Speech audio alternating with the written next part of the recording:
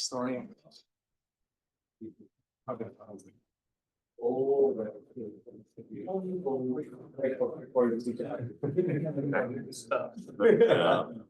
गोविंद तो नहीं आने वाला मेरे को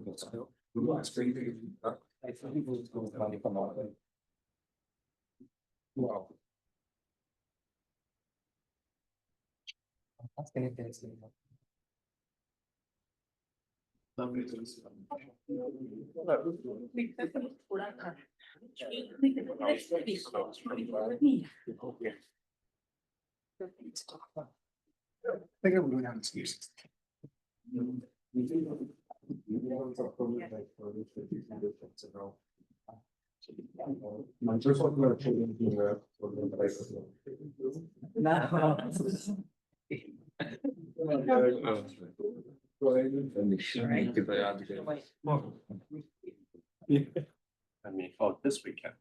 I was just stressed. I'm still Recovering.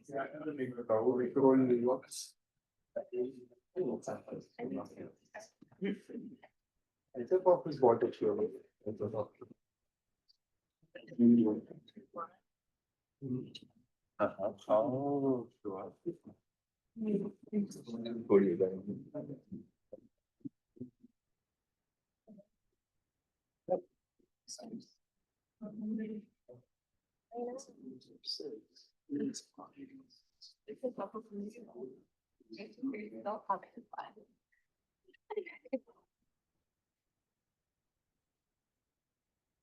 Couple of reminders. One is on the final exam, Google Shared spreadsheet, if you can enter what you're planning to do, because you have three options, right? The May 8th, the May 12th, online or in person. I'm sorry, the May 14th, online or in person.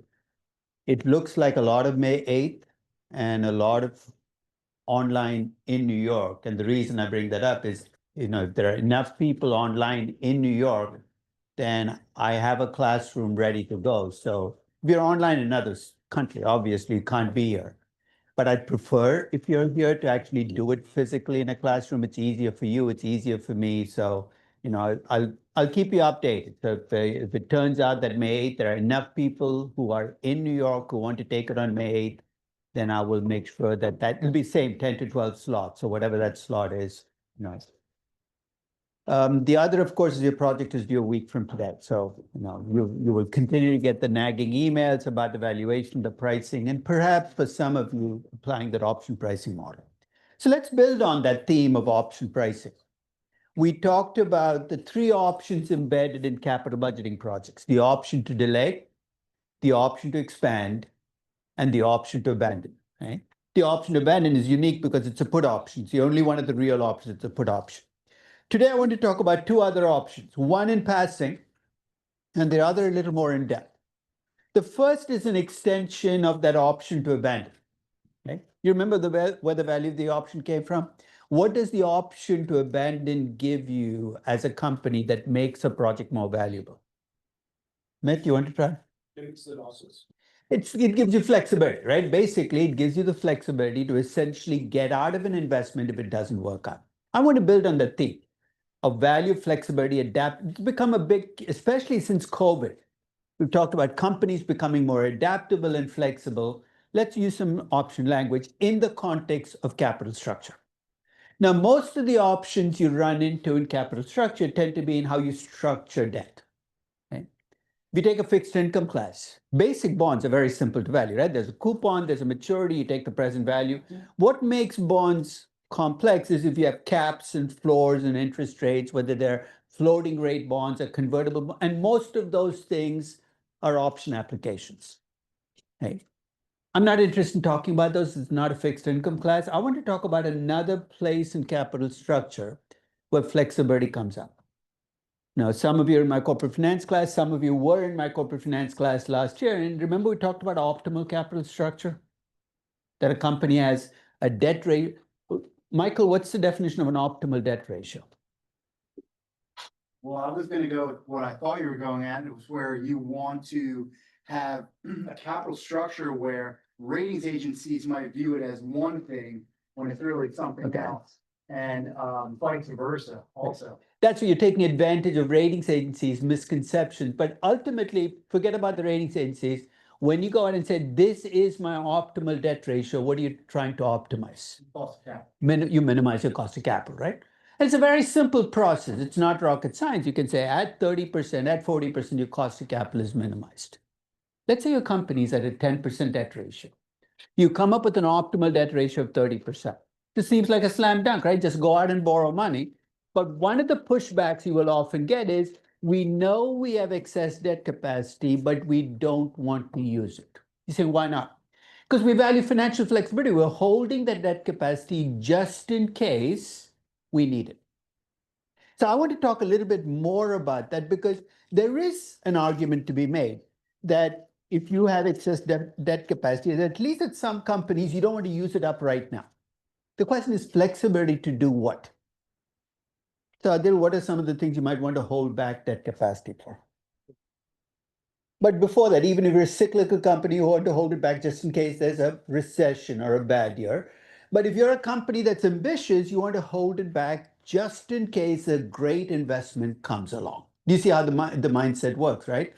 If there's a great investment, an acquisition, a big project, having excess debt capacity is going to allow us to do that.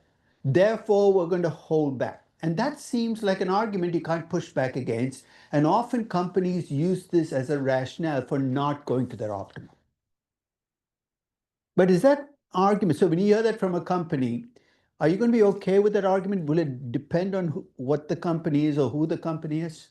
Met with what kinds of companies would you not be okay when you hear that argument? You're going to say, no, I'm not going to give you that flexibility. They have a track record of doing bad projects. Or they're in a bad business, right? It might not even be that if you're in a bad business, I don't want to hear about flexibility to take good investments because there are no good investments. But if you're in a good business, then I'm willing to listen, but I'm going to have a follow-up question. In traditional corporate finance, why do we not need flexibility? Because you can always go raise capital whenever you want. So the other question I'm going to ask you is, tell me why you're capital constrained. Because only if you're capital constrained does flexibility become this additional amount you want to hold back on. So what are some of the reasons a company might be, I knew you were drinking your coffee, so I wanted to get you just as you got it to your mouth. What are some of the reasons a company might be capital constrained?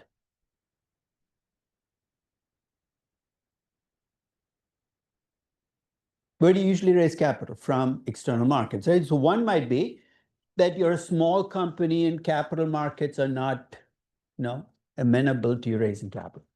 But if you're a large company, there's another reason you can be capital constrained.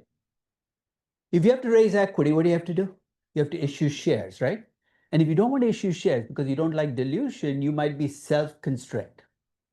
So the two things that come together for flexibility to have value is you are in a good business and you feel your capital constrained. So having this excess debt capacity allows you to take those great investments. So what I'm going to do is I'm going to structure that like an option. I'm going to value it as an option, but it's really stretching the limits of option pricing models. But I'm going to use the option pricing model to extract some implications about what kinds of companies are okay being underlevered because of this flexibility, and what kinds of companies you shouldn't allow this as an excuse. So here's the structure to think about the value of flexibility. So let's assume you're a company and you have some normal reinvestment need every year, right? Projects you take every year. Think of that as your strike price. If the actual reinvestment needs happen to exceed those normal reinvestment needs, having excess debt capacity allows you to take those projects. If that never happens, what did you give up by having excess debt capacity? Your cost of capital is higher than it should be, right? So in a sense, you said, I'm okay with a higher cost of capital, so that becomes the cost of the option. As I said, it's a really messy option to value, but I'm going to try anyway. First edition of my Applied Corporate Finance book came out in 1997, so I went back to that edition. You can get the updated Disney numbers now. It's always been an underlevered company in all 4 editions of my book. First edition, their actual debt ratio was 18%. Their optimal is 40%. You can see why. Their cost of capital, which at their current debt ratio is 12.22%, could become 11.64% if they go to their optimal. So by not being at the optimal, they're paying 58 basis points more every year on their cost of capital. Now, of course, Disney might say, look, we value flexibility. But in terms of economics, the value of flexibility has to be greater than 58 basis points a year for this to be okay. So I'm going to try to value financial flexibility on an annual basis. Here are the inputs I'm going to use. For the S, which is the actual reinvestment needs as a percent. So I'm going to state everything as a percentage of value because then I can compare to the 0.58%. For the S, which is the actual reinvestment needs, I went and looked at the net capex and change in working capital every year. And I looked at what that was on average over the last 5 years. It's about 5.3%. So on average, in a typical year, Disney needs about 5.3% of its value as its reinvestment. If you look at the variance in that number, there is a significant amount of variance. I computed the variance in terms of natural logs. You see this a lot in option pricing. You know why we use natural logs in option pricing? It's built on the Black-Scholes model, right? The Black-Scholes model requires a normal distribution. Most things are not normally distributed. Prices, for instance, the lowest price you can get is 0. The highest price could be infinity. When you take a natural log, you at least have a shot of it being normal because the natural log of 0 is minus infinity, so you get that chance. So I took the natural log of the year-to-year changes. And already you can see some companies, your reinvestment is pretty level. For Disney, it's pretty volatile. So the 0.375 is the standard deviation of that change. You can see me trying to bend the numbers to make it fit my option pricing model. So I've got S, I've got sigma. What's my strike price? It's what Disney can raise in a typical year from its internal cash flows, and that's about 4.8%. I'm going to do this on an annual basis because then I can compare it to the annual cost of not being at my optimal. So if I plug the numbers in, as I said, I'm really stretching the definitions of option pricing models to do this. I come up with an option pricing value of 1.6092%. But that's the value of the option to take a project. But remember, for a project to create value, what does it have to do? Earn more than your cost of capital. This is where being in a bad business or a neutral business is going to destroy the value of the option, right? Because I'm going to multiply by 0. At least in 1997, Disney was earning an excess return of about 6.47% over the cost of capital. I'm going to keep things simple here and assume that you learn that in perpetuity. That becomes the net present value of the projects I take. You multiply that through, it turns out that flexibility, at least for Disney, is worth 0.85% of value every year. That's greater than the 0.58%, right? So at least for Disney, our argument will be, let them be. No, they're under-levered, but it's okay because the value of flexibility is greater than what they give up. Yeah. Previous slide. Yeah. The value for the firm value is book value of debt plus equity or Market value of equity. So basically, it's everything is stated in market value terms because the cost of capital is in market value terms as well. Okay. As I said, don't try this on regular companies. It's an incredibly messy process. But even without going through this model, here are the implications. The value of financial flexibility should be greater for companies that are capital constrained. Remember that, Kate, what you can raise? If I make that infinity, in other words, I have as much capacity, then the value of the option goes to 0. So more capital constrained companies should value financial flexibility more than less capital constrained companies. Small companies should value financial flexibility more than large companies, which means you're going to let small companies get away with being under-levered more often than larger companies, right? A Google or an Apple have a much greater onus to justify why they're under-levered than a small technology company which faces capital constraints. Private businesses will value flexibility more than public companies. Why? Because private businesses have much more limited access to capital. They can't go to equity markets, they can't go to bond markets, they got to go to the bank to borrow or raise equity from owners and venture capitalists. Companies in emerging markets should value financial flexibility a great deal more than companies in developed markets. In Argentina 2 weeks ago, if you're in Argentina as a company, not only do you never want to borrow money, your debt ratio should go to 0 and lower. how does your debt ratio get below zero? What will they do? If you value financial flexibility incredibly high, not only will you not borrow money, what will you tend to do? Have interest income. Exactly, you collect cash, you'll hold cash, and your net debt ratio will become negative because you value financial flexibility enough. You're going to not just not borrow money, you'll accumulate cash because you value financial flexibility more. So your capital constraints will determine how much you value financial flexibility. So for those of you in my corporate finance class, that section right after the optimal debt ratio is, so what should the company do now? These things will come into play, right? So if you're underlevered, don't be too quick to say this company should borrow more to go to the optimal. Take a look at whether this is the kind of company where financial flexibility is valued more. Second, it should depend on the unpredictability of your reinvestment needs, right? If you're a company that knows exactly how much you're going to reinvest every year for the next 10 years, the standard deviation in your reinvestment goes to a zero, the value of the option disappears as well.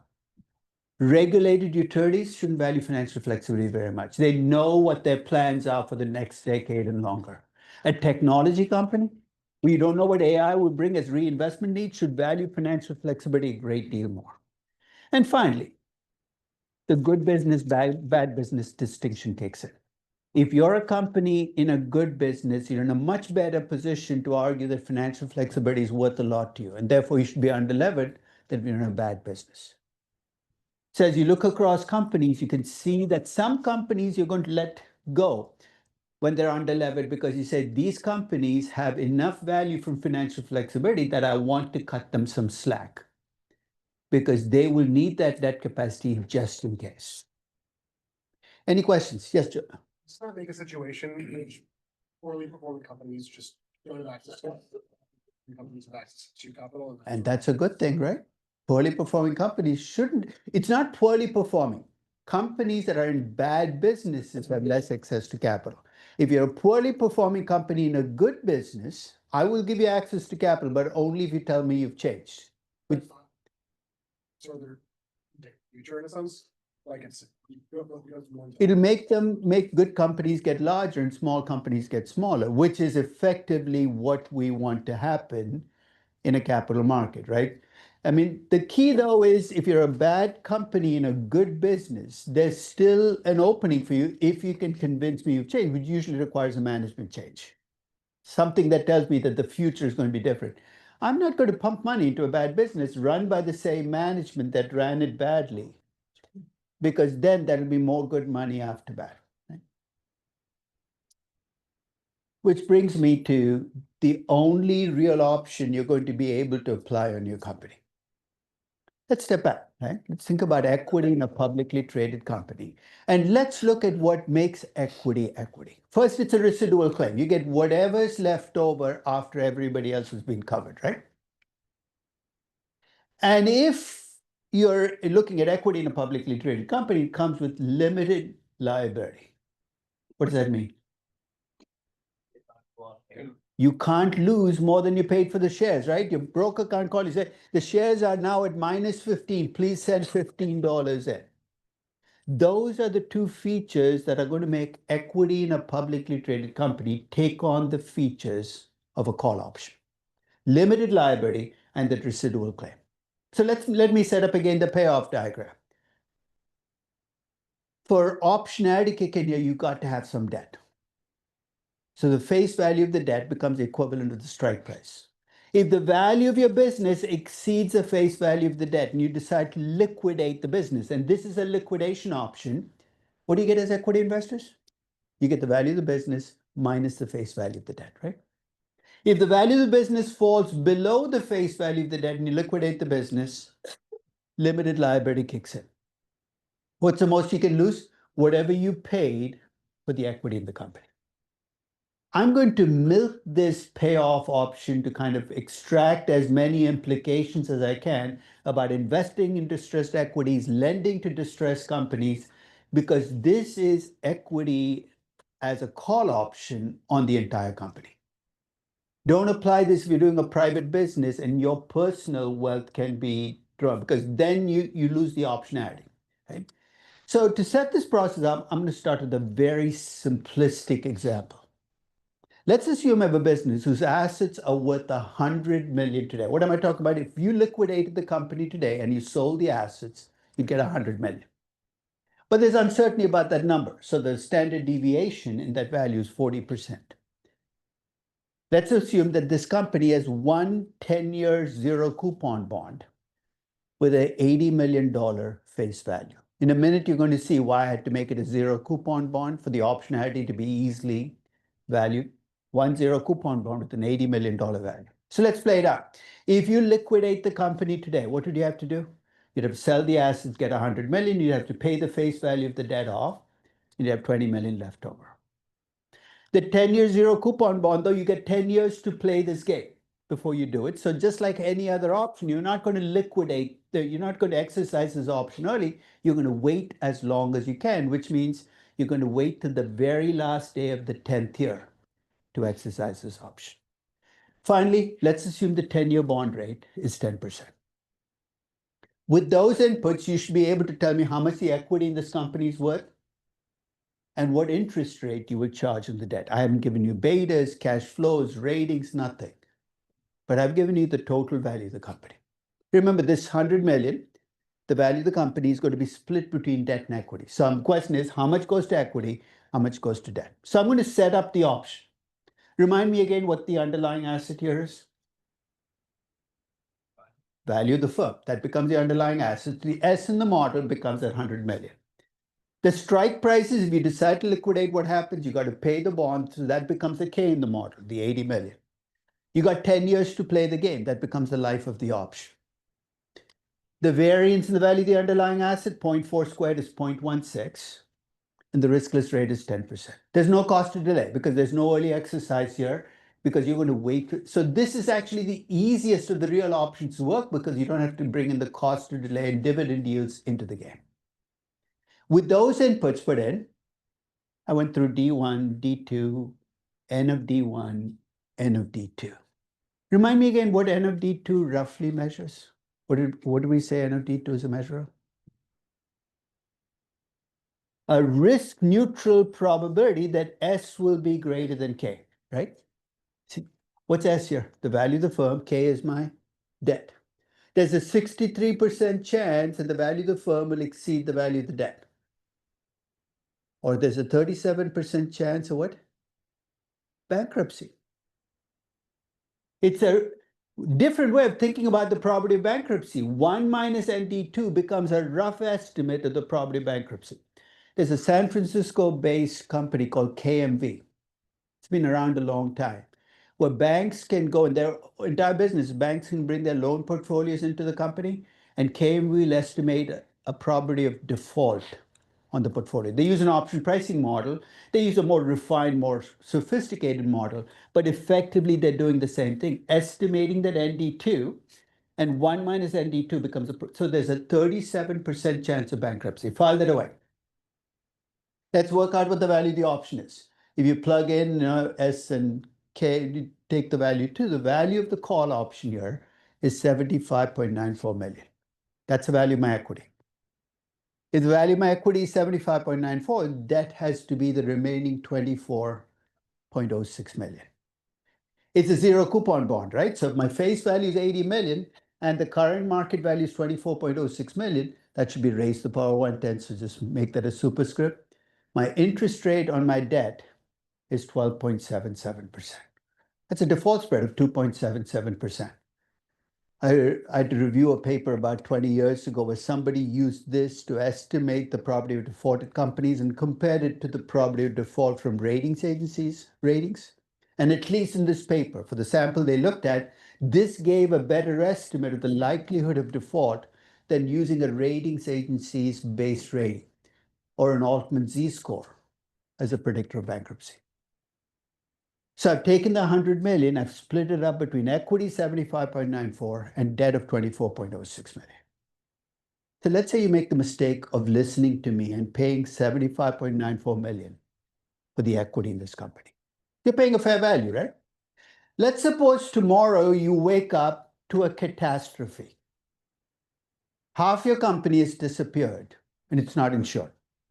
It's got 2 factories, one in California, one in Florida. Take your pick. Hurricane, or earthquake, one of your factories has disappeared, your value of your firm has halved. Is this good news or bad news to you as equity investors? Unless you have a very perverse definition of good news, this is clearly bad news. The value of the firm is halved. I have a very simple mechanical question. Remember the value of your equity was 75.94 million before this happened? You now lost half the company. Obviously, the value of equity is going to drop. My question is by how much? One is a purely mechanical NPV effect. It's going to drop by 50 million because that's what the value of the firm decreased by. The second is it will drop by less than 50 million. The third is it will drop by more than 50 million. Why? Because your accountants will freak out after this happens, right? Your book equity will probably turn negative. They say the company's worth nothing. So 50 million, less than 50 million, more than 50 million. Gabriel, which one do you think will happen? More than, You think more than 50 million? more than 20. Oh, it'll be worth more than, so it'll drop by less than 50 million. In which case, remember there's a loss of 50 million, right? So if you drop by less than, the equity drops by less than 50 million, somebody else must be bearing the rest. And who's left to bear, Diksha? Bondholders. The lenders will bear. Not because they want to, but because I'm going to drag them in. So let's work out what the actual numbers are because there's an incredibly useful lesson that comes out of it. So I went back to the option pricing model. What's the only number that changes? The S, right? 50 million. Everything else stays the same. Remember again, 75.94 million. When I revalued, it's now worth 30.44 million. It dropped by 45.5 million, less than 50 million. What is my probability of bankruptcy before? 37%. What's my probability of bankruptcy now? 59%. Again, makes sense. The value of my debt goes to 19.456 million, which means if I work out the imputed interest rate, it's going to be closer to 14% now. My equities become less valuable, my debt has become riskier, my probability of bankruptcy is increased. And it all, in a sense, makes sense if you think about the initial start of this was I lost half my company. Once I started doing this, I could not stop myself. So I dropped the value of the firm to 40 million, then 30 million, 20 million, 10 million. You know what I was trying to find out? When does equity become worthless? And at least in my case, it hung in there when I dropped the value of the firm. It's an incredibly stubborn instrument. The value of the equity stayed afloat even when I dropped the value of the firm to 5 million and I owed 80 million on my zero coupon bond. What's keeping the value of equity afloat here? Yes, Matt. Perhaps a turnaround. Before you do the turnaround, for a turnaround to happen, what else do I need? I need time and I need hope, right? The 10 years, something good might happen, right? Most of the time when you buy a deep out of the money option, what's going to happen to it? It's going to end up useless, but maybe that something miraculous will happen that will make my equity work. Some of you have discounted cash flow valuations, and no matter how hard you tried, your equity did not become positive. Why? Because you owed so much debt that the value of, and on your DCF, your conclusion is the intrinsic value of equity is zero here. But you can see why you might still trade this equity, right? It's an out of the money option. So Weight Watchers, in an intrinsic value basis, is worth nothing. But if you want to bet on it as an option, there is a framework for thinking through how much it's worth. And we have the drivers of the value of the option right there. Now, it gave me an entirely new perspective on what it means to go bankrupt. Okay? Actually, my daughter who turned 30 gave me this perspective when she was 3 years old. She's a financial genius. Not. So this was the summer I was playing Monopoly with my older sons. You know, she had 2 older brothers there. And she still has 2 older brothers. And she insisted on joining in. And she's very persistent. So finally we let her in. And after a couple of games, I had to ban her because she was like a one-person Enron. And she would collect 200. You know how in Monopoly you collect 200 when you pass go? She would collect 200 for no reason at all. She'd put hotels and properties that didn't belong to her, charge you if you landed on them. So finally I said, Kendra, you're banned. And she starts walking around saying, you're bankrupt, you're bankrupt, you're bankrupt. Very impressed, 3-year-old using the word bankrupt, saying, Kendra, what does bankrupt mean? Expecting an answer like the value of your assets is less than the value of your outstanding liabilities. She says, bankrupt means you don't get to play the game anymore. And you know what? That's a perfect definition of bankruptcy. This company is technically bankrupt, right? At a $5 million value. But as long as you get to play the game, the equity is going to hang in there because there is a chance, a tiny chance it could happen. And as you get closer and closer to the end of the 10 years, the value of equity is obviously going to disappear. So you need time and you need volatility, right? Here you can see why when you buy distressed equity, you want to make sure you buy distressed equity in an extraordinarily volatile firm, not an extremely stable firm. I don't even know what it means to be a distressed equity in a really stable firm. Now, I lose 100 million. I can guarantee I will lose 100 million every year in perpetuity. That doesn't help you. The volatility is what's going to make the equity valuable. So that's the first thing you can see is equity can hang in even when the firm is melting down. Let's take a second place where you can see this, the real option can give you some insight. Now, when we talk about capital structure and how much you should borrow, one of the things we talk about is the interests of equity investors and the interests of lenders to a firm are very different. Equity investors want upside, lenders want to get paid. And you can use real options to see that conflict. So let me go back to the original example. Remember the value of equity was 75.94 million. The value of the debt was 24.06 million. Let's assume that I'm a project salesperson. I show up at your door with a project to sell you. You make the mistake of letting me in. So I give you the details of the project and say it's a negative net present value project. What's your first inclination? To throw me out, right? I said, wait, not only is it a negative net present value project, it's a very risky negative net present value project. You feel an even greater urge to throw me out, right? Let's say this company goes out and looks at a project with a net present value of minus 2 million. But that the standard deviation of this project is so high, it'll push up the standard deviation of the entire firm to 50%. Is it possible that you as equity investors could take this project and actually emerge as winners from this project? But so what does it do when you take a $2 million project, your $100 million value? What happens when you take a negative net present value project? It lowers your value to 98 million, right? That's bad. But your standard deviation goes up from 40% to 50%. Your equity is an option. Let's see how it plays out. I took my original option, I changed the S to 98 million, and I changed this variance to 0.25. I want to remember 75.94 million was the original value. Here's the magic of optionality. I take a bad project, I take a very bad risky project, and what happens to my equity? It goes up by almost 2 million. Who's the big loser here? The debt holders, right? What's the lesson you take out of this? Never lend money to a highly distressed company. Let the equity investors continue to run the company. It's a recipe for disaster because they're going to transfer wealth from you. And banks miss this all the time. They lend money to LBOs and complain about the fact that things are not going well for them. What did you expect?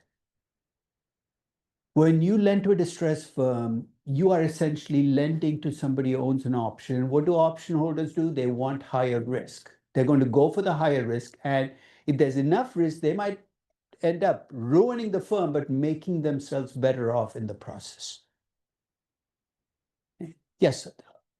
Banks protect themselves by charging high interest rate. It won't be enough, right? You charge a high interest rate. I can meet that and beat that by transferring enough risk, right? So unless you preemptively assume the maximum risk I can get to and charge the interest rate that reflects that risk, you're not going to be able to protect yourself, right? You need to have a say in which projects get taken and how I take projects if it's an incredibly distressed company, which means you need people on the board of directors You need people actually playing a role in the management of the company. You can't be a passive lender to a highly distressed company and expect not to get hurt. Let's talk about a third scenario. In M&A, and we're going to talk about this soon, the rule is if you pay fair value for a company, it's neutral investment. Your equity should stay unchanged. So let's assume this company that we just talked about with a $100 million value goes out and acquires another company for a fair value of $150 million.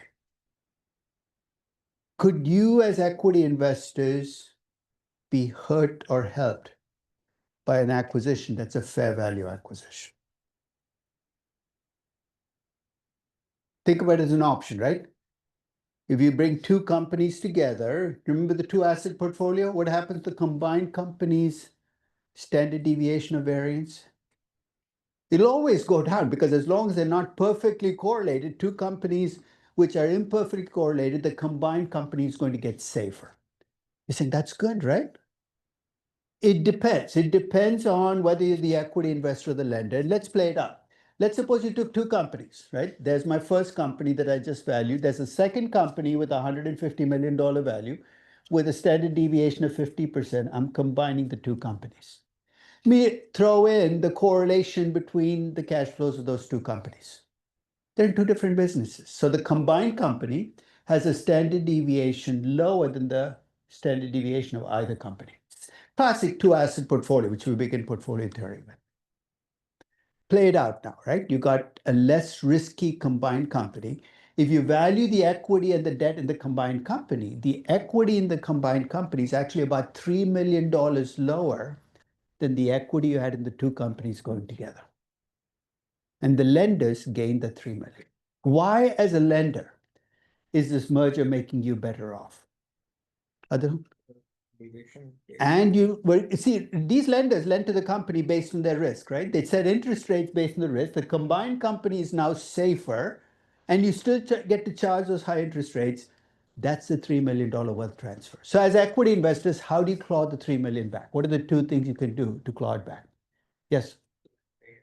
One is you retire the existing debt and raise debt at a lower rate. The other is, when you did the acquisition, could you have used a lot more debt on the acquisition? If you're a conglomerate, you're building a conglomerate, you should be using more debt as you build a conglomerate, because if you don't, this is going to happen at every stage.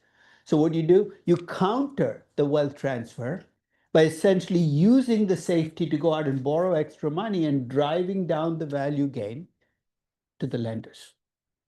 Acquisitions at fair value can leave equity investors worse off if the combined company becomes safer and you're still paying bankers the interest rates you used to pay them when you were lending to much riskier companies. So real options are useful because they give you a perspective on things we talk about in corporate finance, but can't put numbers on. You can see them play out with real options. Can you apply this on a real distressed company? Well, the example I gave you was incredibly simplistic, right? I gave you the value of the business upfront. So somebody must have estimated the value, but I gave it as the 100 million. I had one 10-year zero coupon bond. Why did I make it a zero coupon bond? What was? It's not just that. What happens as an equity investor? For the next 10 years, nobody can come to you with a claim, right? The zero coupon bond, the entire cash flow. So the next 10 years, you get complete freedom before the whole thing hits you at the end of the 10th year. In a normal bond, you don't get that. Every 6 months, there's a coupon due, and if you don't make that coupon, you could effectively go bankrupt. The optionality argument still holds, but you now have 20 options stacked up on top of each other. It's not that the option argument fails, but it becomes a much messier option. In the real world, if you have a distressed company, I challenge you to find me a distressed company that has one nice zero coupon bond, and that's it. If you're a distressed company, you have debt from every conceivable source, right? Because you were desperate. You have 15 different kinds of debt with different maturities, different coupon rates. That's going to be a challenge. I gave you the variance in the firm value. You're saying, how do I get that? So in a sense, all of those inputs that I gave you in the simplistic model, if I want to apply this to a real company, I've got to come up with ways of estimating those numbers. So I'll give you some suggestions on where you can get those numbers. First, for the value of the firm. If you've already done your intrinsic valuation, you can actually take that value of the operating assets, make that the S in the model, right? With the caveat that this is supposed to measure liquidation value of what you would get if you sold the business today. So if you're doing an intrinsic valuation, I'd remove all that growth stuff if you're a distressed company and value the company based on its existing assets. So one way to get your starting point is to value just the assets in place using a discounted cash flow model and make that the S in the model. So it's not messy. In the discounted cash flow model, go and make any growth potential go to zero and essentially value the existing assets in place. The second is, if you have assets that are tradable assets, real estate, you can just add up the market values of those pieces of property and say, that's my liquidation value. So if 7 properties, add up the value of the properties, it becomes the S in the model. Or you can even use an enterprise value multiple to some EBITDA to come up with. So you need a starting point, get that point nailed down. For the variance in firm value, there are a couple of things you can do. One is, if both the stocks and the bonds in the company are traded, you can use their stock prices and standard deviations and compute the variance in firm value by taking a weighted average. The only, it's a messy process because distressed companies, the equity and debt take on some very strange characteristics. So I almost never do that because the alternative is much simpler.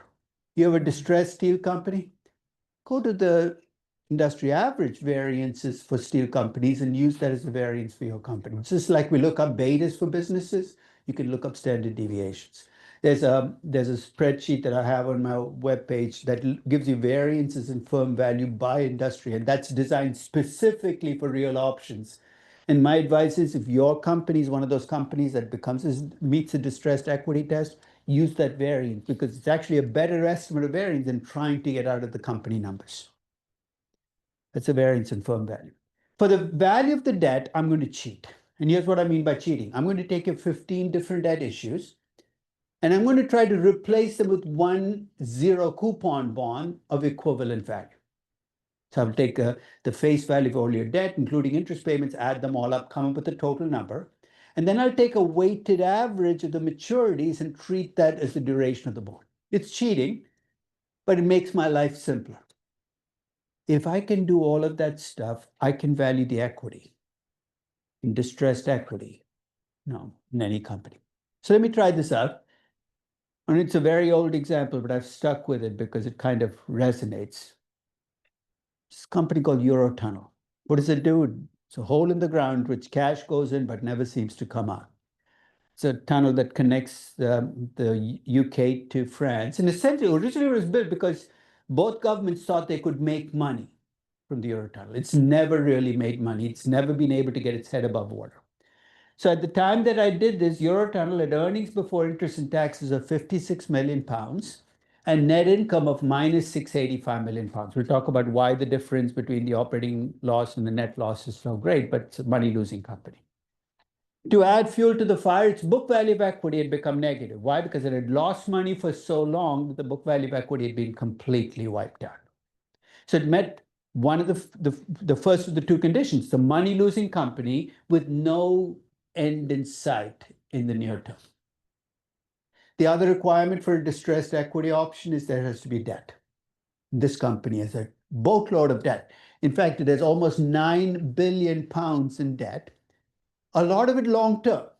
And you see with the option pricing why that matters, right? Because the longer the maturity, the more life there is in the option.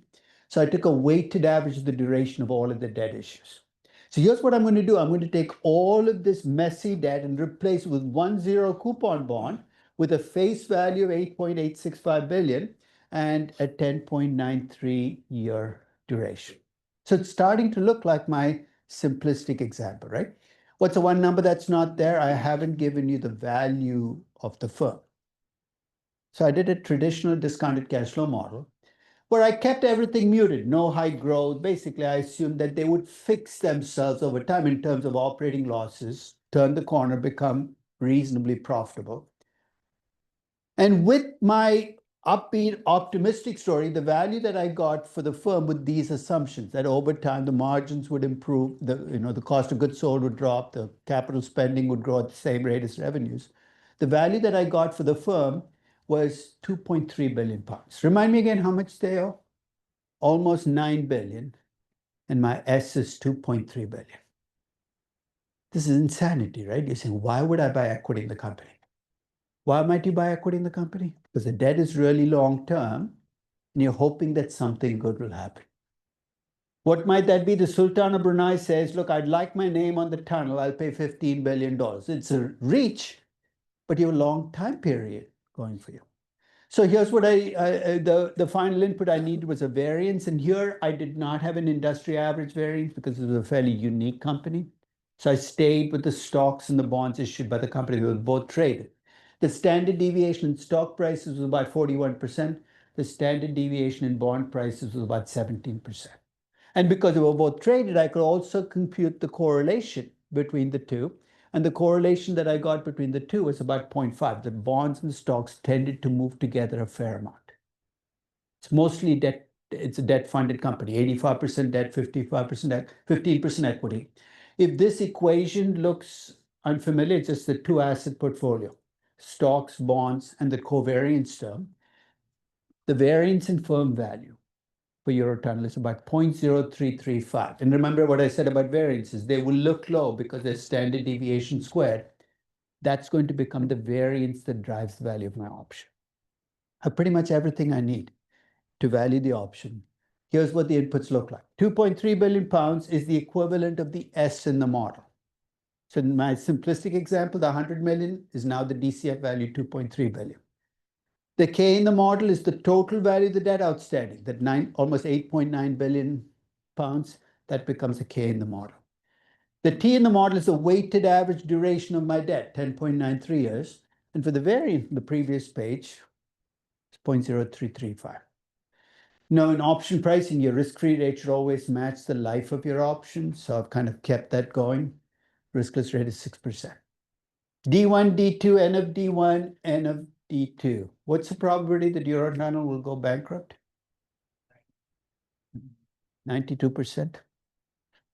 No surprise here. It's a basket case company. But here's the miracle. You have a company where the value of the business is 2.3 billion. It owes almost 9 billion. But because you have time and risk on your side, the value of the option, the value of the call option I get is 122 million pounds. No intrinsic value model would have worked here. Because no matter what I did, I would have got a value for the assets less than the outstanding debt. Could I have tried pricing? Pricing of what? No, there are no earnings. I could try revenue multiples, but even with that, I'd have got a value less than the debt. Some of you are in the same position. You know? Who's valuing Weight Watchers? Somebody's valuing. Your DCF value, remember what you do? Negative, right? The value of the firm. You try pricing. My guess is all the pricing is giving you numbers less than the debt. This might be your only way of actually eking out some value is you're buying it as an option. But what will it depend on? How long-term your debt is, right? I'm not sure what it is for Weight Watchers, but if it's 3-month debt, you're done. You're sunk. If you're 3-year or 5-year, 10-year debt, maybe there is some optionality where you sit and hope that the restructuring pays off, or somebody will pay for the brand. They also have that license for Wegovy and Ozempic that somebody. There's a small chance of it happening, but you're buying it for the same reasons you're buying a deep out of the money option. You heard of vulture investing? What do vulture investors do? They buy troubled companies, right? They buy equity in troubled companies. They're basically buying deep out of the money options. If you look at a vulture investor's portfolio, if you invest in 100 deep out of the money options, even if you're a good vulture investor, you know what you're going to see? 80% of what they invest in will go to zero. You're saying, how the heck do they make money? The 20% that doesn't go to zero comes with 5,000, 10,000, 15,000% returns. And hopefully it makes up for all those investments you had to wipe out. It's a very different mindset, right? You don't go in with the value investing mindset, I want to win 60% of the time. If you win 10% of the time and you win big, it's going to cover the 90% of the time that you lose money because you're buying a whole host of deep out of the money options. So latch on to a Weight Watchers or some other distressed company, track its equity for a while because you'll start to get a sense of what it is that drives it. So to close up my real options discussion, there are real options everywhere. But most of them don't have much economic value. Why? Because they're not exclusive. So much of what people talk about AI, you can argue is an option, but most of those options are not valuable because there's no exclusivity in there. And if there's exclusivity, you're pushing the limits of option pricing models. So it's not what you get out of option pricing models, but the mindset that comes from looking at something as an option, that risk is now your ally, the way you think about the investment changes, that I hope you can get out of real options. So the next time you hear the words flexible, adaptable, consulting firms use them, there's an optionality argument there. And those are the things you're trying to do when you bring real options into the discussion. Any questions about real options in general?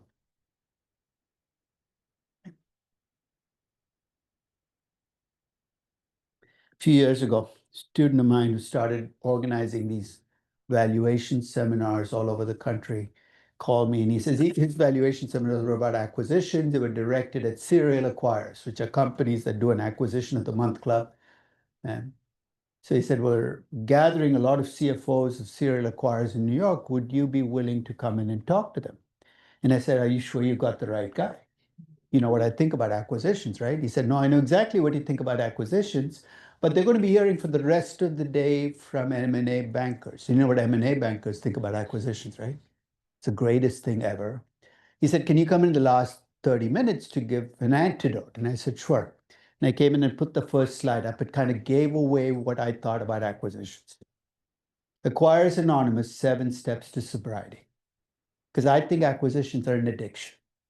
Because once a company starts to grow through acquisitions, it's so difficult to go back to taking individual projects. How many of you are planning to work in M&A? Okay. I'm going to put up 7 tests, and I'd like to make a deal with you. If you fail more than 2 of those 7 tests, I'd like you to reconsider. I know it's late in the process. I'm sure you will pass the test. So I'm going to start with some bare facts as to why I'm so skeptical about acquisitions as a process. There are two players in an acquisition, right? There's the acquirer and the target company. This graph, I have on average, what happens to stock price of the acquiring company. That's a red line. And on average, what happens to the stock price of the acquiring company. It's no contest. The winner here is the shareholders in the target company, and the losers tend to be the shareholders in the acquiring company. At least on average, target company shareholders win. Acquiring companies are either neutral or hurt by acquisitions. In fact, on the initial announcement of an acquisition, in 55% of the cases, the acquiring company's stock price drops when it announces an acquisition, which tells you that markets don't believe all the synergy and all the great stories being told. They believe that it's going to leave you worse off, your shareholders worse off than before. Now, if you present this to M&A people, of course, their argument is markets don't know what we do, right? They haven't seen our synergy projections, all this neat stuff we've looked at. And in the face of it, that's true, right? Markets don't have access to the information that the managers in the firms do. So here's a follow-up. There are studies that have looked at mergers 5 years or 10 years after the merger happens to assess whether in fact synergy shows up and whether these acquisitions deliver what they promised at the outset. McKinsey's been doing these studies for 30 years, and they ask very basic questions. They ask, does the return on capital on an acquisition exceed the cost of capital, including the synergies and all the good stuff? Because that's a test we apply on any exercise. Does an acquisition help a company do better than the peer group? Because often that's the story you're told, right? If we do an acquisition, we'll become much better than the peer group. And they found that in half of all the companies they looked at, They either failed one test or in some cases, both tests. KPMG did a study of all M&A deals done over a 4 or 5 year period, thousands and thousands of deals. And in 83% of the cases they looked at, there was no synergy or reverse synergy. So when you look at actual deals, there is evidence both at the time of the announcement and if you follow up that most deals don't work. And what makes this worse is we've known this for 40 years and nothing seems to change, right? Which tells you what? That there's something broken in the process that's leading a lot of bad deals to go through. And by now, we've talked about what in the process causes. The bias we talked about early on, I think, pushes this process through. Now, what I think makes this more dangerous is this disease is spreading. What do I mean by that? For a long time, if you're an emerging market company, you're usually the target in acquisitions. About 20 years ago, this process started to turn because emerging market companies started to become valuable enough that they started acquiring developed market companies. You remember when it first started happening with Indian companies, there was a patriotic cheering of, finally, we're acquiring companies. We're big enough that we can go acquire UK companies and US companies. This study looked at what happens at Indian companies when they do acquisitions. Guess what? When the initial acquisition is announced, that's a 0.0, there is some celebration. The stock prices go up, but by the time you get to about a year after the acquisition, the hangover is set. And so 15, 16, 17 months later, you look at the stock price of acquiring companies in India, they exhibit the same phenomena you see at US companies. There's a collective after the fact realization that much of what was promised was not delivered. So you can slice this and dice this and start to look for good news. And we will talk about some aspects of acquisitions that have delivered value, but on average, acquisitions have destroyed more value than they've ever created. So we'll talk about the specifics, but if I were to draw a conclusion based on all these studies, acquiring companies pay too much upfront for target companies. They promise too much in synergy, which is actually not delivered. And there's something in the process that allows this to continue over and over again without ever getting fixed. Okay? This bias in the process that seems to not leave. So I'm going to put you through 7 tests on acquisitions. And I think by this time in this class, you should be able to pass out all 7. Let's see what these 7 issues are. The first is what I call risk transference, which is acquiring companies when they look at target companies, think they can make a target company safer just because they're safer as acquiring companies. We'll talk about how this plays out in discount rates. Second is what I call debt subsidies. An acquiring company has access to cheap debt. They use that cheap debt to buy a target company. They pay a premium. You're effectively subsidizing the shareholders of the target company. The third is control. I mean, remember the 20%? It's kind of built into the acquisition process. We're going to talk about the true value of control and why 20% might not be the right indicator to use for that. On synergy, I'm willing to keep the door open. There are synergies. We'll talk about how to value them, but in most acquisitions, people don't value synergy. What they use it as is a plug variable. You know what I mean by plug variable? It's whatever they use it to justify whatever premium they pay, 30, 50, whatever the premium, it's justified by synergy. The fifth is pricing in acquisitions. We'll talk about the statistical problems you run into when people price companies for acquisitions in the way they create the peer groups and the multiples that they use in pricing those companies.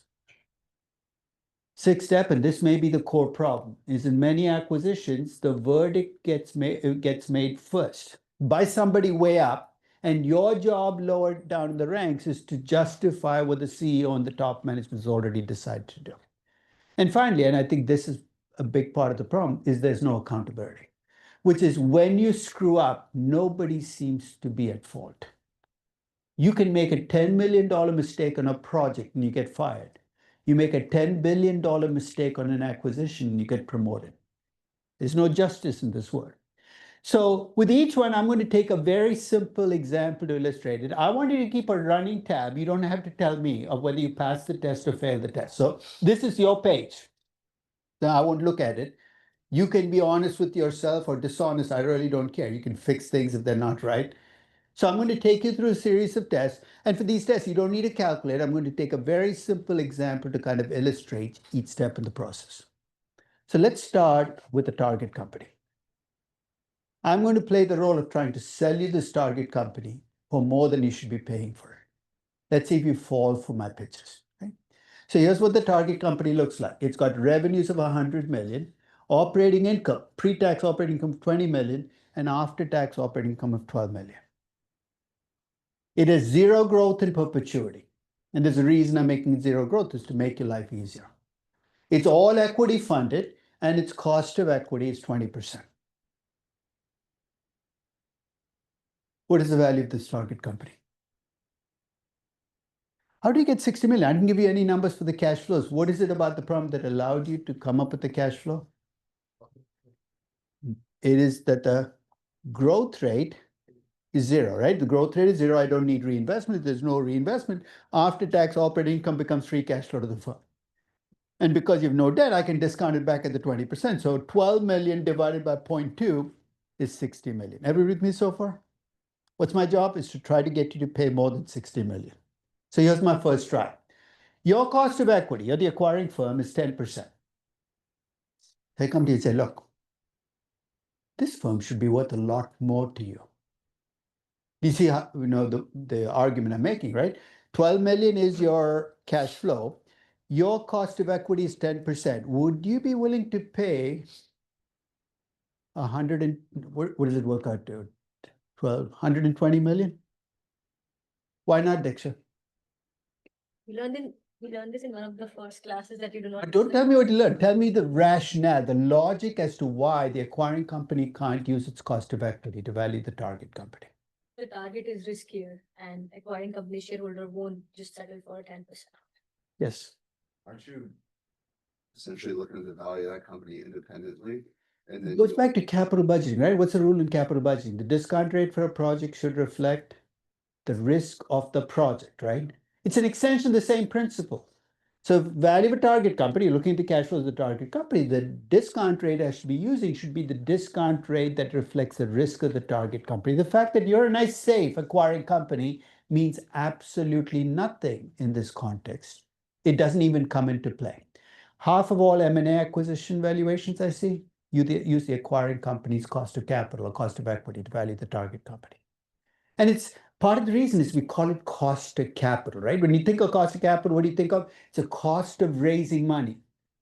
But the cost of capital in a discounted cash flow valuation is an opportunity cost based on the risk. Yes.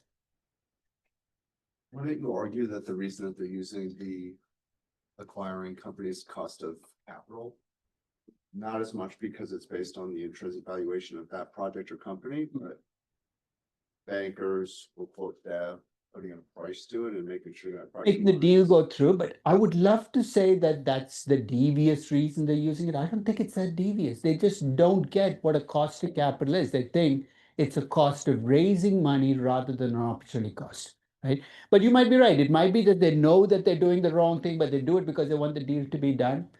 But the amount of misunderstanding people have about what a cost of capital is runs deep, and I think that plays out here. So everybody agree? You're stuck at 60 million, right? So this didn't work. I'm going to try a second ploy. So let's summarize that. If you're looking at any acquisition, the discount rate for valuing a target company should always be based on the target company, unlevered beta of the target company, not the unlevered beta of the acquiring company. It doesn't come into play. Because if you don't do that, I'll safely predict what's going to happen over time. You're a safe company. What are you going to end up doing? Buying a lot of risky companies, thinking they're cheap. And at the end of the process, you're going to say, oh my God, we became a risky business without essentially doing all the hard work of building a risky business. That's how AT&T almost destroyed its value in the 1990s, is by buying company after company, thinking these companies were cheap. I remember visiting GE, long time ago when they had their headquarters in Stamford.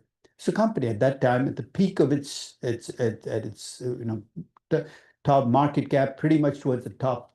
And it's a company that grew through acquisitions. And you'd think that a company like GE would do the right thing. They're a corporate finance department, incredibly sophisticated. They were buying target companies based on GE's cost of capital. Okay? And their reaction was, these companies are so small, we're so big, what difference does it make? The problem is you can argue about averaging out a mistake, but that's not going to happen here, right? Because you're going to overpay on every single mistake. It's all going to add up. So let me try a second ploy to try to get you to pay more. Let's say you're a AAA rated company. You're the acquiring company. And you have access to cheap debt at 4% after taxes. And you also have excess debt capacity. Why? Because you built up debt capacity over time as an acquiring company. And you decide to fund this acquisition with 50% debt and 50% equity. Let's forget about levering and unlevering betas. Let's leave the cost of equity at 20%. If I just go through the mechanics of cost of capital, what's the cost of capital for this target company now going to be? 50% times 20% equity plus 50% times 4% debt, which will give me a 12% cost of capital. 12% cost of capital will translate into a $100 million value. You guys okay with that? You pay $100 million for the company because you have access to cheap debt. This sounds like it's more sellable than the first one, right? But Michael, what will happen if you do this?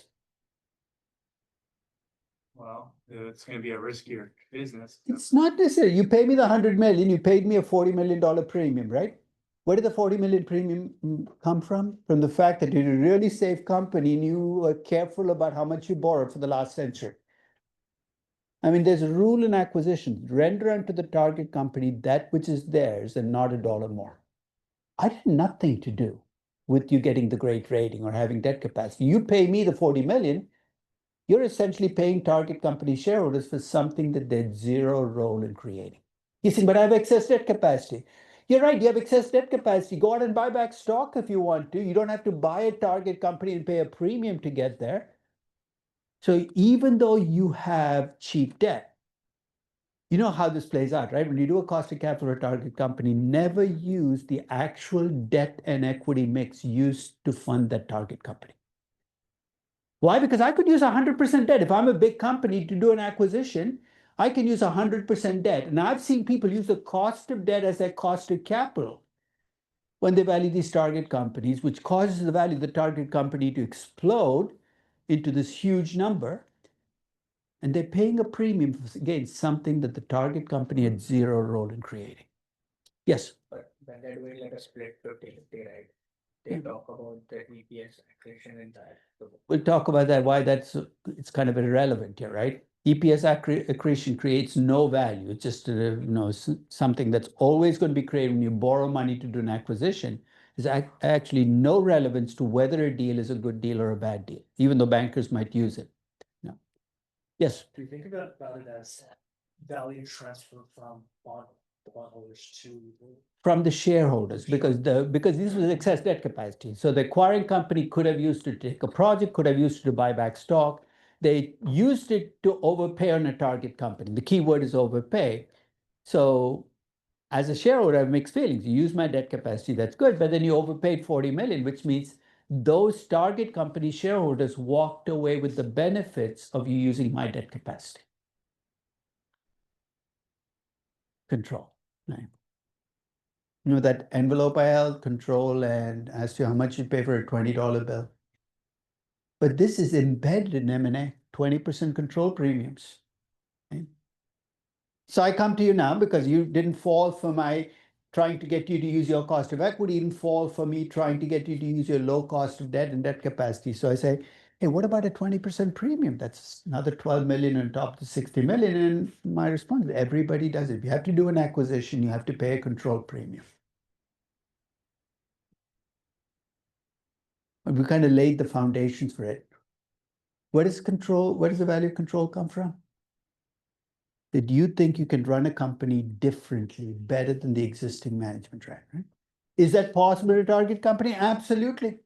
Maybe they're taking bad projects. Maybe they're not reinvesting enough. Maybe they're reinvesting too much. Maybe they're not using enough debt. But to do this right, what do you have to do? You have to value the company twice. You got to value the company as is, the status quo, and value of the company run optimally. And that difference is the value of control, right? So let's take this example, if you look at this target company, $12 million in after-tax operating income, let's assume that if you ran the company, you could raise that to 15 million. Why? Because you're really good at cutting costs and keeping in control. So the 60 million becomes 75 million, right? Would you pay the extra 15 million to the target company in acquiring this company? If you did, what have you effectively done? You're going to do the dirty work of fixing the company, and who's getting the benefits? Target company shareholders. So if you're creating control and creating control value, you want to negotiate for some of that because you're the one doing the cost cutting, right? If you pay it all up front, see what it always comes back to, what is the price you're paying? Even if there's control, if you pay the entire control up front as part of the price, you're effectively going to earn the cost of capital. It becomes a neutral investment. So with control, I have no problem with you bringing control in, but you can't add an extra 20% or 50%. It depends on the target company. It depends on how well or badly it's run, and depends on what changes you think you can make in this company. You've got to be realistic about what those changes are. So 20% control premiums, it could be 15, it could be 50, it could be 100, it could be 0, depending on the target company. Synergy, right? I gave you my definition of synergy, right? Do you remember what it was? What's the essence of synergy? First, you need two entities, right? Synergy can't exist on its own. And what does synergy measure? It measures what the two entities brought together can do as a combined entity that they could not have done. Keyword is could not have done as standalone entities. Okay. People often mix up control and synergy. I'll often hear bankers say, there's synergy in this acquisition because I can run the target company more efficiently. And I said, no, that's control. Let's do that separately. Because the way you negotiate for control has to be very different from the way you negotiate for synergy. So let's talk about synergy. And I'll set up some very simplistic examples. Let's assume you're told that the combined firm will be less risky than the two individual firms, and therefore, because it's less risky, it should be more valuable. This was at the heart of the conglomerate buildup through the 70s.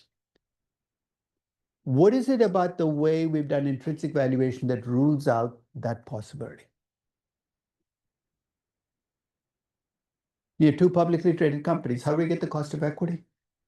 We got the beta, which measures what? The risk you cannot diversify away. Okay. The risk that's going to go away when you combine two companies is the company's specific risk. And if it's not in your cost of equity, combining the two companies cannot create any value. A little later in this session, on Wednesday, I'm going to talk about why in private company deals you can sometimes create value. Do you see why? Private companies, what do we use to get the cost of equity?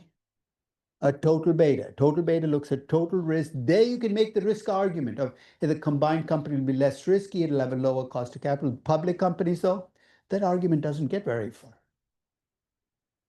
What if I told you there were potential growth that you can get as a combined company? Feasible, right? And what do I have to do? I have to take the combined company and tell you where the additional growth is coming from and how much it's worth.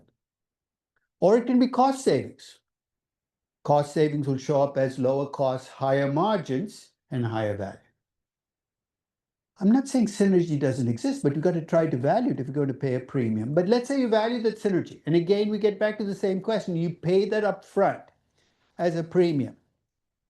Everything is tilted in favor of the target company shareholders, right? They walk away with all the winnings. You're doing the dirty work of creating control, creating synergy, and none of it accrues to your shareholders. Why? Because if you haven't valued it, how the heck are you going to negotiate for a share of it? And that's why I think we need to pay more attention to valuing control and valuing synergy, because you're going to try to get a share of that for your shareholders. So I'm going to set up a structure for valuing synergy.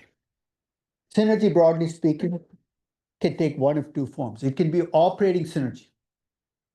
Operating synergy can take the form of economies of scale. Two companies in the same business coming together. Two steel companies, two chemical companies come together.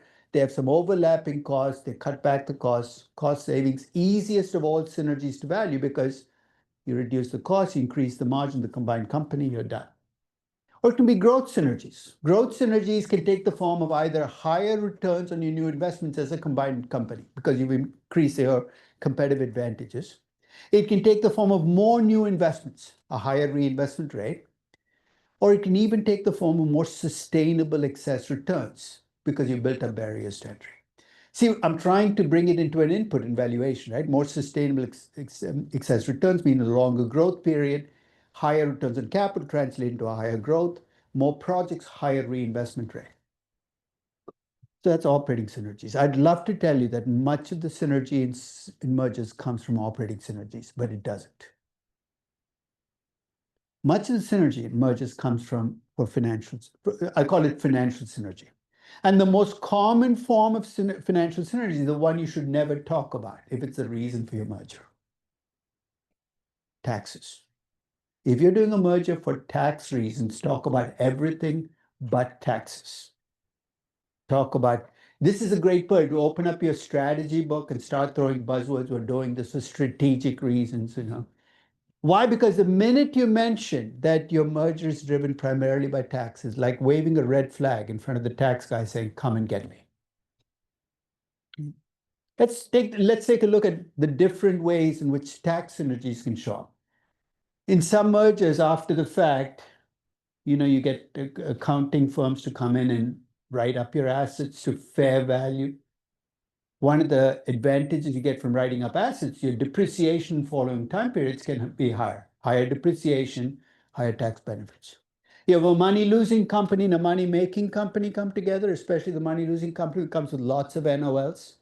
The combined company benefit because those NOLs can now be used much more quickly and much more certainly. And there are parts of the world where there are quirks in the tax code that actually help you when you do mergers. In Brazil, there is this item called interest on capital, where companies are allowed to claim a deduction based on the book equity. They can take the book equity and multiply it by a rate that the government gives you, 11% this year. 11% of book equity is subtracted out, just like interest expenses. It was the Brazilian government's attempt to bring debt and equity the same tax advantages.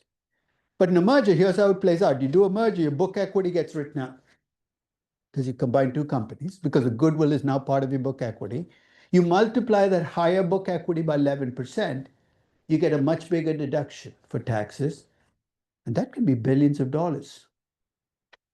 So those are tax reasons for synergies. Sometimes you can have two companies that by standing alone can't borrow much money. It's not that they don't want to, but they just can't. They're small, they can't carry more than 10% debt ratios. But as a combined company, they get safer. They might be able to borrow at 20% debt ratio. That pushes up their value, lowers their cost of capital. It's kind of a tax reason again through the debt. And finally, private companies are the only exception to the rule that diversification should never be used as a reason for mergers. With public companies, why is diversification a bad reason for doing mergers? It doesn't even have to be margin. You and I can do the diversification. It costs me, and none of us pays a 20% premium on the market price. If any of you are doing it, I'd be willing to be a broker, right? Right? We pay market price. When you do a merger, you got to pay a 20% premium. But private businesses, you can see why combining two companies, diversification can make you more valuable. Where does it show up in your inputs in valuing a private company? The correlation becomes higher with the market. The correlation becomes higher. Your total beta decreases. It's almost like you get an overnight jump in value. So when you value synergy, it's a three-step process. To value synergy, you first have to value the target company and the acquiring company as standalone companies. You know how you can tell when bankers haven't even tried to value synergy? Is the acquiring company never even enters the script. It's all with the target company. You cannot value synergy by just looking at the target company. You've got to bring the acquiring company into the mix. That's step one, value the two companies as standalone companies.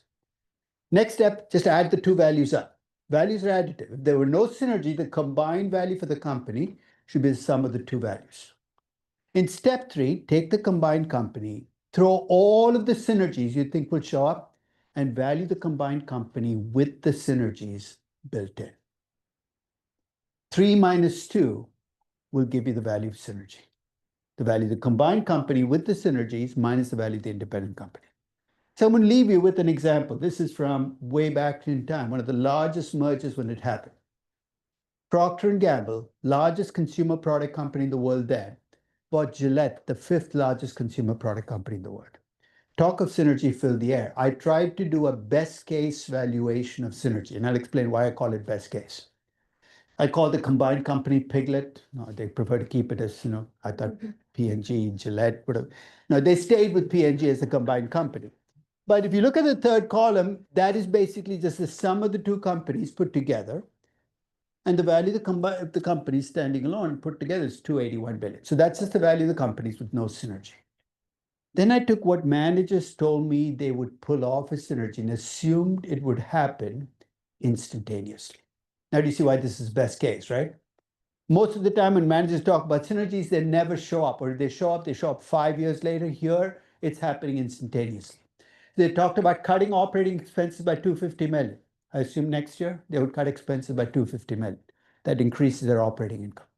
They talked about increasing the growth rate. I assumed it would happen right away. You're saying, why only a 1% increase in growth rate? Two large companies in the consumer product business, you're not going to jump your growth rate by 10 or 15%. With those changes put in, the value that I got for the combined company was 298 billion. The difference between that and that, 17.2 billion, is the value of synergy. This is a great merger, right? What have I not told you, though, to judge this merger? What they paid as a premium. They paid a $25 billion premium for Gillette. And therein lies the problem with M&A. You pay $25 billion for a best case valuation of 17.2 billion. How the heck do you walk away from this process as a winner? So next class, when we start, I'm going to take a little more involved example of synergy, InBev and SAB Miller, and use it to talk about, the messiness of valuing synergy. But you got to you have the foundations in place, at least, of thinking about M&A deals and how to take them apart in terms of control and synergy. So I will see you on Wednesday.